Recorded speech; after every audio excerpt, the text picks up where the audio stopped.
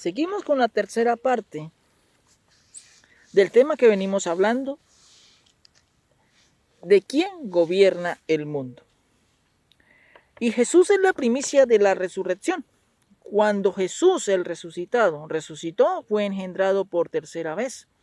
Hebreos capítulo 5, versículo 8, dice: y aunque era hijo, por lo que padeció, aprendió la obediencia. Versículo 9, y habiendo sido perfeccionado, vino a ser autor de eterna salvación para todos los que le obedecen. Y en el Evangelio de Juan, capítulo 17, versículo 5, dice: ahora pues, Padre, glorifícame tú al lado tuyo con aquella gloria que tuve contigo antes que el mundo fuese. Creo que si me entendiste, recordemos cuántas veces fue engendrado Jesús. 3 veces. Primera vez, cuando se le dio vida, existencia en el cielo, como espíritu. Segunda vez, cuando tuvo que ser traspuesto a la tierra como un ser humano. Tercera vez, cuando resucita para ser la primicia y tener el derecho de recibir un reino, como el heredero de Dios. Hechos capítulo 13, versículo 33 dice: la cual Dios ha cumplido a los hijos de ellos, a nosotros, resucitando a Jesús, como está escrito también en el Salmo 2: mi hijo eres tú, yo te he engendrado hoy.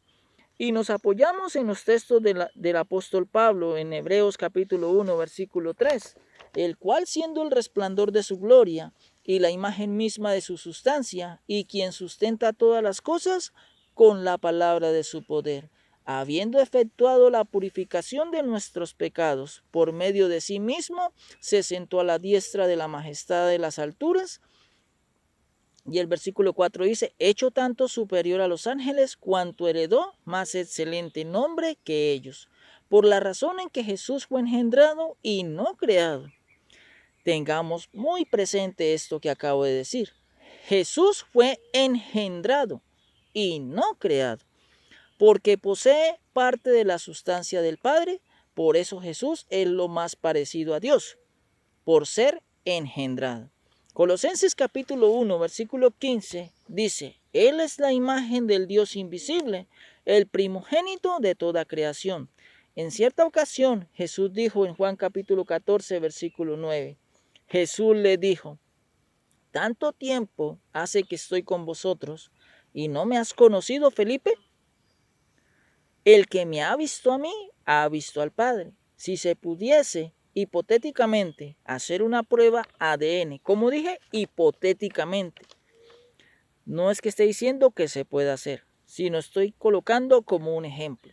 Aunque no se puede, sin lugar a dudas, Jesús daría compatibilidad de la sustancia del Padre. Y por eso Jesús fue engendrado como hijo unigénito y primogénito. Unigénito quiere decir el único hijo engendrado por el Padre. En cuanto a los demás seres espirituales, fueron creados. Pero Jesús fue engendrado porque tiene la sustancia del Padre y por eso es el unigénito y primogénito, porque fue el primer ser que Jehová le dio vida. Al hacerlo, Jehová y su Hijo hacen un equipo y de ahí en adelante Jehová no hace las cosas solo. Y lo más bonito, Jehová dejó que su Hijo lo llevara a cabo. Para que me entienda, vamos a colocar un ejemplo. Jehová, dueño del lote, puso los materiales, hizo el diseño y le dijo a su hijo: hágalo. Y Jesús empieza a ser el canal por el cual Jehová crea y da vida y existencia a las demás cosas. Jehová sigue siendo el creador, porque las demás cosas vienen y provienen de él, y él las sustenta, pero Jesús las llevó a cabo. Jehová Dios le entregó el plano, porque él es el arquitecto y constructor, es Dios.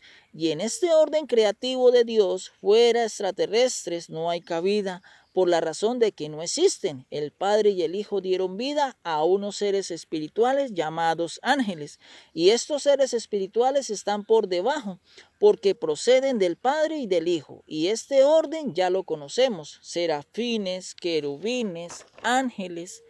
Y en Colosenses capítulo 1, versículo 16 dice: porque en él fueron creadas todas las cosas, las que hay en los cielos y las que hay en la tierra, visibles e invisibles, sean tronos, sean dominios, sean principados, sean potestades. Todo fue creado por medio de Él y para Él. Estos seres espirituales llamados ángeles son muchos y los describe en millones de miles de millones. Hebreos capítulo 12, versículo 22 dice, sino que os habéis acercado al monte Sión, a la ciudad del Dios vivo, Jerusalén la celestial, a la compañía de muchos millares de ángeles.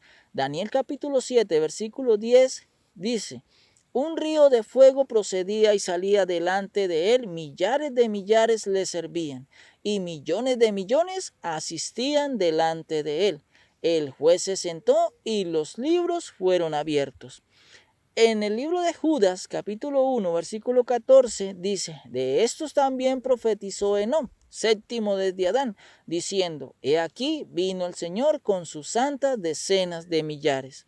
En el orden creativo de Dios era Dios solo, y su existencia es eterno en sentido absoluto. Luego le dio vida a su hijo unigénito y primogénito, y los dos hicieron equipo, y de ahí en adelante le dieron existencia en primer lugar a criaturas espirituales como los serafines, querubines y ángeles, y de ahí procede Satanás, de entre esos millones de ángeles. Ahí estaba a quien llamamos Satanás, que fue perfecto mucho tiempo, porque quien le dio vida es un Dios perfecto y creó criaturas perfectas.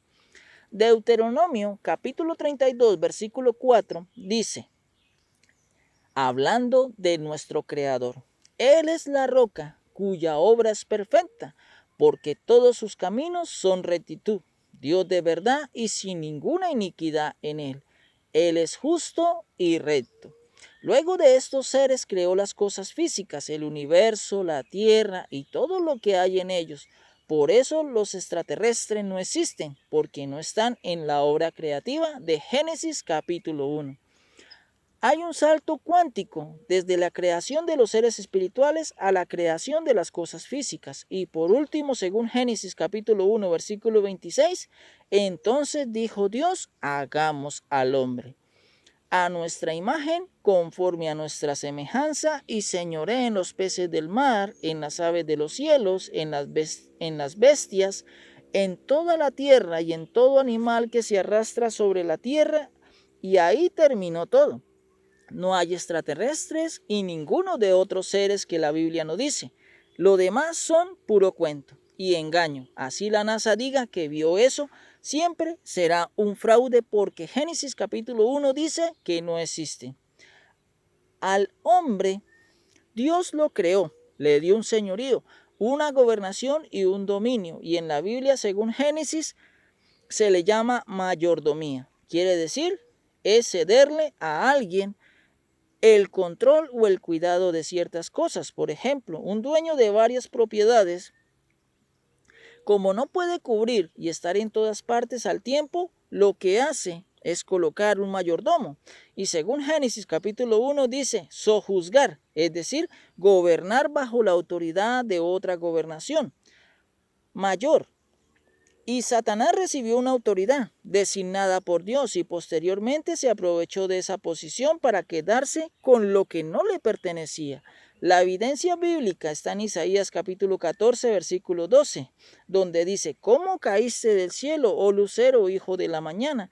Cortado fuiste por tierra, tú que debilitabas a las naciones. Y el versículo 13 dice, tú que decías en tu corazón, subiré al cielo en lo alto, junto a las estrellas de Dios levantaré mi trono, y en el monte del testimonio me sentaré, a los lados del norte. Y el versículo 14 dice, sobre las alturas de las nubes subiré, y seré semejante al Altísimo.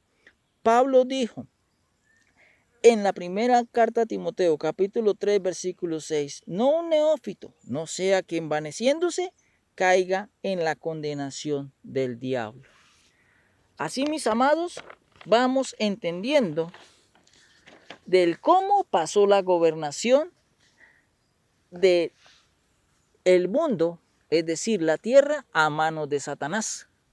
Porque este ser perfecto, que mucho tiempo amó y adoró a Dios y le obedeció, cuando recibió autoridad, su corazón se envaneció y se rebeló, y por haber engañado a muchas estrellas del cielo, es decir, a ángeles, y haber engañado a Eva y a Adán, pues